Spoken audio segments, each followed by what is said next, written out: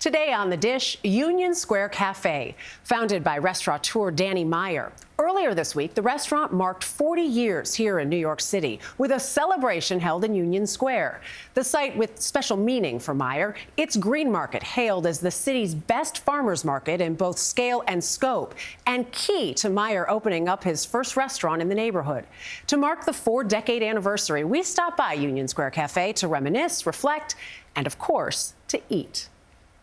What you want in a burger is a mess. And Union Square Cafe's burger was always meant to be a Messy. wrist-dripping mess. Messy. Yeah. Messy. I got it. Oh, it is so good, though. A culinary history lesson at the hands of restaurateur Danny Meyer is one you really can sink your teeth into. You know what? A burger has the role at a restaurant of sending out a message that you could come here every day. Next fire is going to be ribeye medium rare and duck.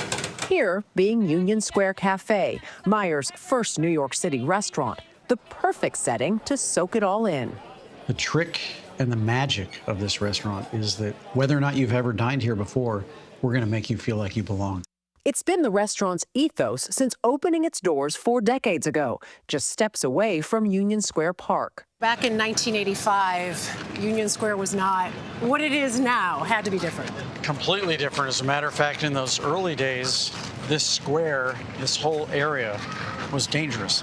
And while a rent hike forced Meyer to move the restaurant a few blocks north in 2016, this month still marks its 40th anniversary.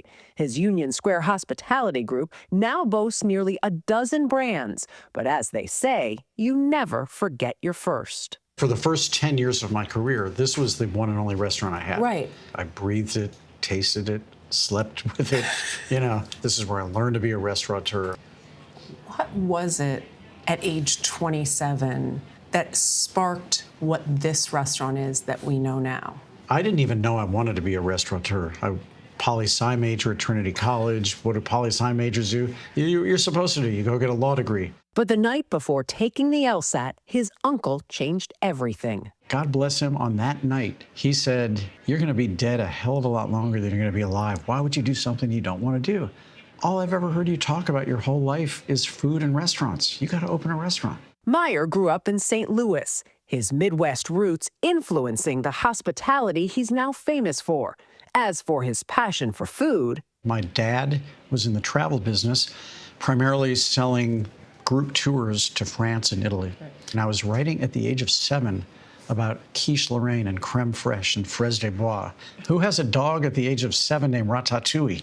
That was us. His approach to food honed while working as a stage or intern in Italy and France, where he was inspired by the local farmers markets. You bought what had grown that day or the day before.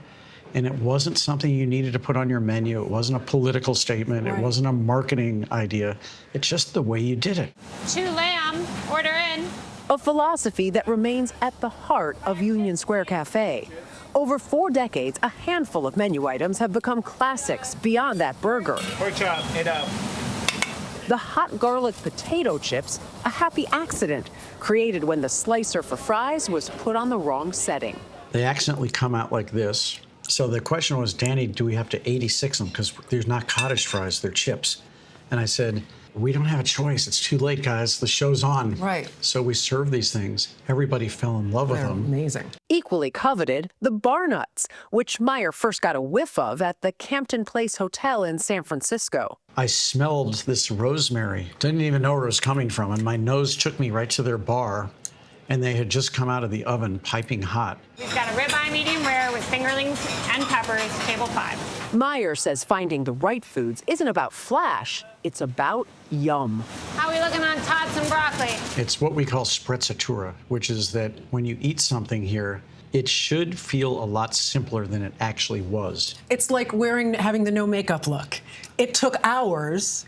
But that's it. Yeah. That's exactly it. Something that is implicitly understood by the 4 chefs who have led the Union Square Cafe kitchen. So this is what a Wednesday at the Green Market looks like. Lena Chardulo is Union Square Cafe's current executive chef, taking over in 2020. We tagged along on a recent visit to the Union Square Green Market.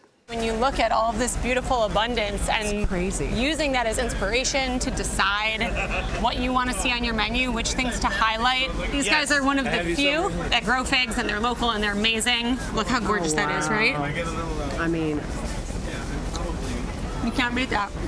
Chardulo no stranger to these vendors or Union Square hospitality, working her way up through the ranks, starting as an entry-level line cook over 15 years ago. how much pressure did you feel stepping in here? 4 chefs in 40 years. Immense pressure, I would say.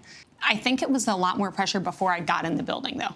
What is this going to look like? How much is Danny going to be voicing what he wants? And the reality was, I got here 3 days in, I was changing dishes on the menu. Danny had said to me, don't change anything for a month. And I was like, Danny, I'm sorry. We're just going to start now. So it will be 2 gemelli, Leaving her thumbprint. a pork chop, and a burger medium, okay? Some new dishes on the menu, a Green Market-inspired Candy Roasters squash escabeche and a bluefin tuna crudo calabrese style. Simple but amazing. Yeah, that should be the headline. That's what I mean by sprezzatura. You look at that and you go, oh, that's nothing. That's what we want. You put it in your mouth and you go, that's something. Right. It is exactly what each bite did, including a spiced apple cake dessert. It's the dessert that when our pastry chef Tony put it on the menu, we had people knocking on the door and asking if they could come and get more of it. Union Square Cafe, finding the same sweet spot for diners in year 40 as it did in the first. Where do you take Union Square Cafe from here? This may sound a little short-sighted, but I don't worry about what's going to happen in 10. I worry about doing our very best work in this current season. And then let's think about how we could up the ante on the next one. Is it your job, Danny, to worry about the next 10 or no? Same philosophy. No, I hate worry. Worry is Yeah, me too, right? I don't have time. worry's useless. You know, getting back to what we were speaking about earlier, the farmers market actually helps to pull us forward because it tells us what we need to cook in the hands of whoever the chef is. Right. And as long as there are seasons, there will be something new at Union Square Cafe. It'll never be gimmicky, not at this restaurant. It'll always be something that is truly down to earth. Not much more down to earth than that spiced apple cake, of which Michelle and I have had a really hard time keeping on our plates so that there was enough when we came out of the piece. It's so delicious. We also have the bar nuts. Honestly, when you sit and talk to both of them, it's so obvious every part of Union Square Cafe is within Lena. It's in all of Danny's restaurants. But 40 years in that spot here in New York City, you know, moving just a couple blocks north, it's an amazing accomplishment. I'm glad he didn't take that LSAT. Right? I'm really glad. Do what you love. Life is too short. And eat what you love, which is the spiced apple cake. Oh, yeah. And it's this gonna be gone. little piece right here, the apple crisp. So yummy. So good. Congrats. 40 years. Congratulations. Keep it going.